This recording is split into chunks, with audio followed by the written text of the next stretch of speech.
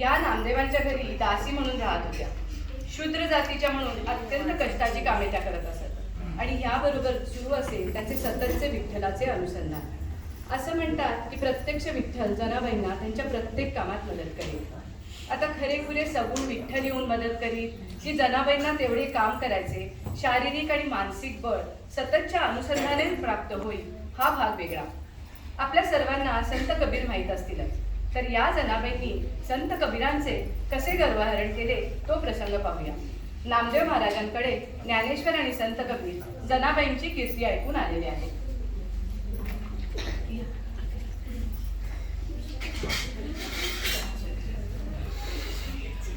पांडुरंग पांडुरंग, आ तुमच्यासारख्या एवढ्या मोठ्या माणसाचे माझ्या गरीबाच्या घरी आगमन झाले, मी तर धन्य झालो. अरे नामदेवा, ज्ञानेश्वरांनी आम्हाला जनाबाईबद्दल सांगितलं. प्रत्यक्ष विठ्ठल तिला कामात मदत करतो म्हणे. ह्या विठ्ठलाच्या लाडक्या लेकीला भेटायला आम्ही काशीहून येथे आलो आहोत. खरंच जरा भाग्यवान आहे खरी, पण आहे कुठे ती? ती काय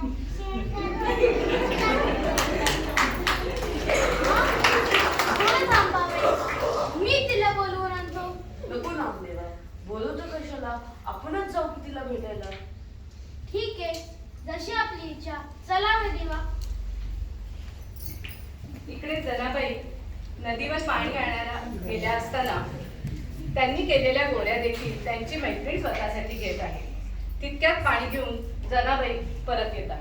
जनाच्या लक्षात येतं की आपण केलेल्या गौऱ्या आपली मैत्रीण घेत आहे.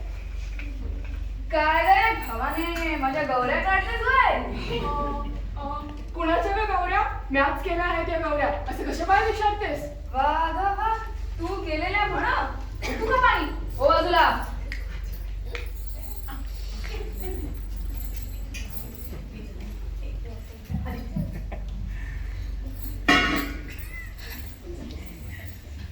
बरं का, हीच आमची म्हणजे जनाबाई.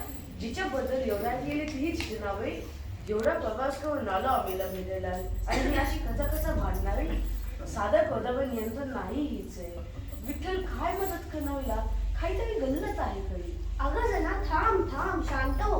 काय झाले सांग बरं. ए दूर म्हणते ना, खबरदार हात लावलं माझ्या गौऱ्यांना. बाजू हो. अगं जना, पाहिलंच का कोण आले आहेत? हे थोर संत कबीर खूप दुरून आले आहेत. जना, अगं काय आहे, तू अगदी सामान्य स्त्रीप्रमाणे भांडते. आता काय करू, तुम्ही संत आहे ना ग, मग सांगा बरं. बरोबर आहे ना माझं? या मुलीनं माझ्या गौऱ्या घेतल्या. तोंड सावरून बोल जना, सांगून ठेवते. अरे देवा, त्याचा निवाडा करणे तर अवघड आहे. सगळ्या गोव्या सारख्याच दिसत आहेत. जना, आता तुमच्या गौऱ्या कशी निवडणार? त्यात काय कठीण आहे? अहो महाराज, मी कशाला, तुम्ही पण सांगू शकता. हे कसं शक्य? घ्या बरं एक एक गौरी. ज्या गौरीतून विठ्ठल विठ्ठल आवाज येईल ती गौरी माझी. काय खरंच असं होईल? जना, स्वाधिका मोठा आहे. या स्पर्श झाल्याने निर्जीव गौरीतही ईश्वर यांत साकारतो. कृपया आमचा प्रणाम स्वीकार आणि आम्हाला आशीर्वाद देऊन धन्य कर. अहो महाराज, माझा विठ्ठल कुठे नाही, चराचरातून सामावला आहे तो. माझा गुरु नामदेव तो पांडुरंगाचा लायक, म्हणून मी त्याची दासी पांडुरंगाची लायक, बाकी काही नाही. बोला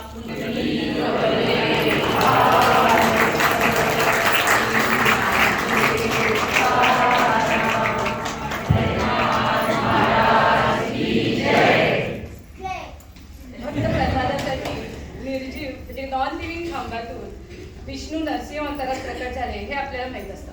पण जनाबाईंसाठी सुद्धा निर्जीव गौरीत त्याने आपले अस्तित्व दाखवले आणि थोर संत कबीर सुद्धा आश्चर्यचकित झाले.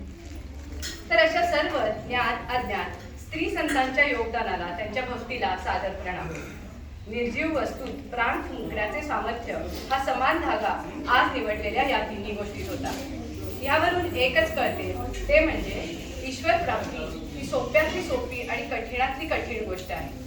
आणि ह्यास फक्त आणि फक्त आपला निस्वार्थ भाव कारण होतो.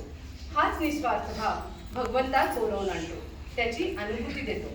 आपल्या सर्वांचा भाव निस्वार्थ आणि निरपेक्ष होऊ आणि दिवसागणिक वृद्धिंगत होऊ ही समर्थचरणी प्रार्थना. जय जय